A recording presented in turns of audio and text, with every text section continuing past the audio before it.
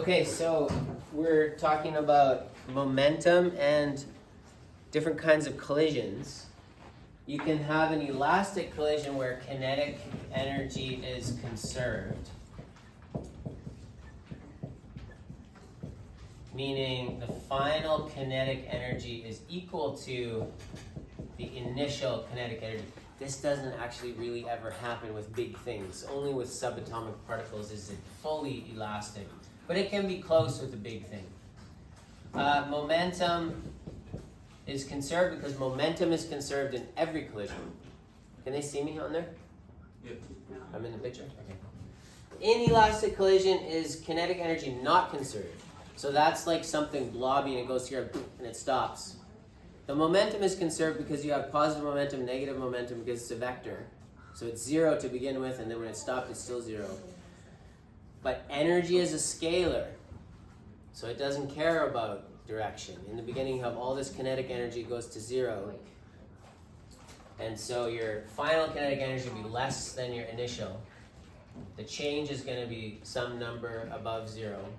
But your momentum is still conserved because momentum is conserved in every collision. You can always count on that. Okay.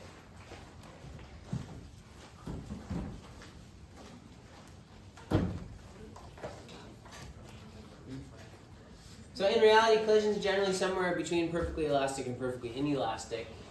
And as I was saying, you can't have you can't really have big things with a perfectly elastic collision because the atoms always get knocked around. I'm just going to leave that.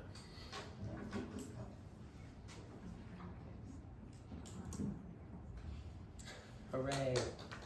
Yay, thank you so much. I appreciate it. Okay, here's a problem for you. Try this.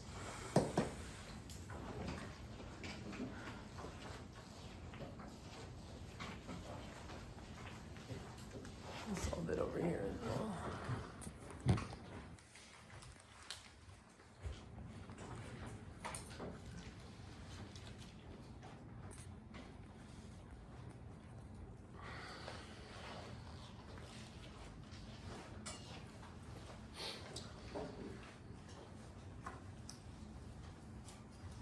After having read the question, is this an inelastic collision, an elastic collision, or we don't know?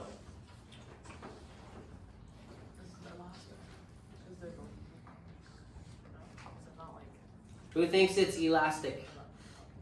Who thinks it's inelastic? Who thinks we don't know? Who doesn't know if we know or don't know? Okay, that's fair. Does it say in here the word inelastic? No. Does it say elastic? No. No. So we don't know. Oh. We don't know if our energy, we know total energy is conserved, but we don't know if kinetic energy is conserved. How do we know that? What do we know, Parham? Oh, we know the mass. We know mass. We know the speed. We know velocity. Direction. Yes. So what can we calculate? The force. The energy. That we know is conserved in every collision. Momentum. So we don't know if the kinetic energy is conserved, but we know that momentum is conserved. Momentum is conserved in every collision. That's why we're learning this. So we're going to calculate this, and we can calculate the velocity of the ball after. And this is how you do it. Because we know that momentum is conserved, we know that the final momentum equals the initial momentum, right? And we know that P is mv. So if we say m1v1 plus m2v2, and this is just like the momentum of the first object, you add it to the momentum of the second object. And I'm going to put some F's on the velocities. Because mass isn't. The masses are not changing, no. So that's the velocities at the end. What's that going to be equal to? Yeah, no, it won't be 0. No? original. Yeah. So we're gonna say M1V1I. This is the original initial momentum of the first object. And I'm gonna add that to what? M2V2. Exactly, Sahan, thank you. M2V2I.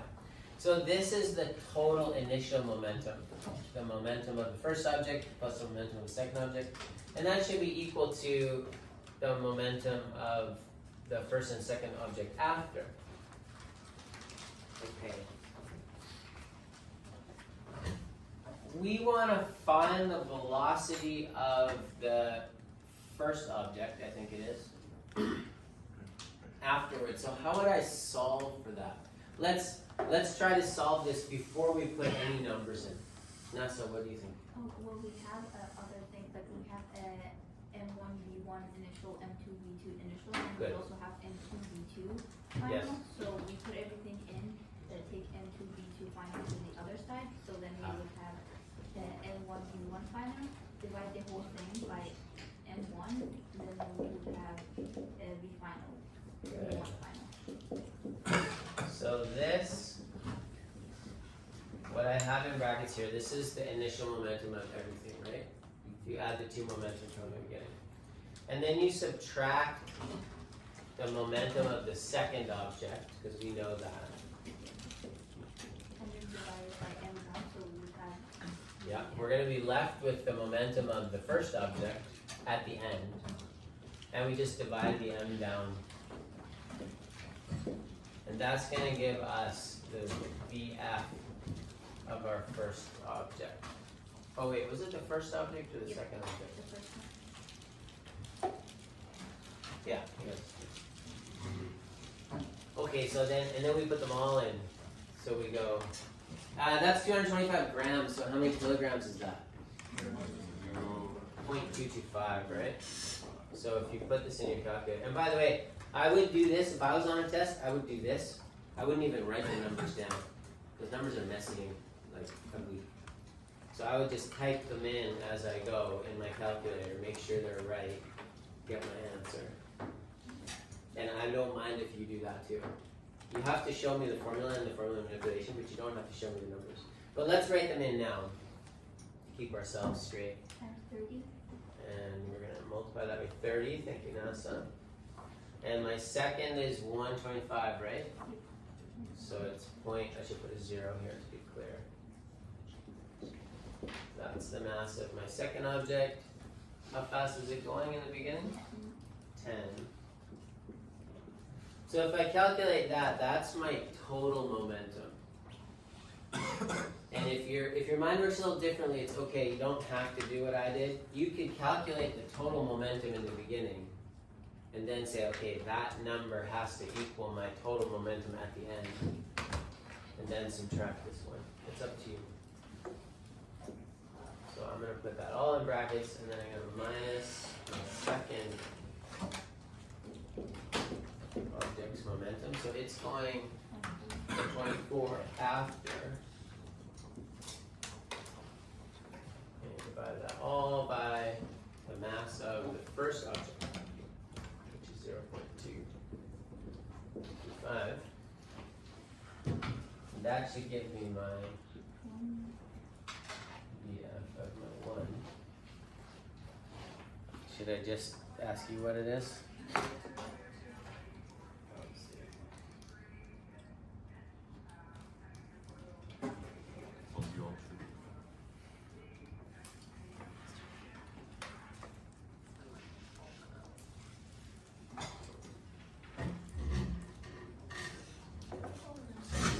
So the original momentum was 8, and the momentum of my second object after is 5, right?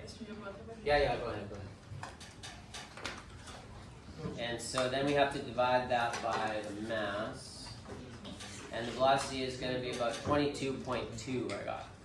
Am I right? Who got 22.2? Excellent. This is actually the hard part. The math is easy, right? So that's gonna be equal to somewhere around 22.2 meters per second. Okay.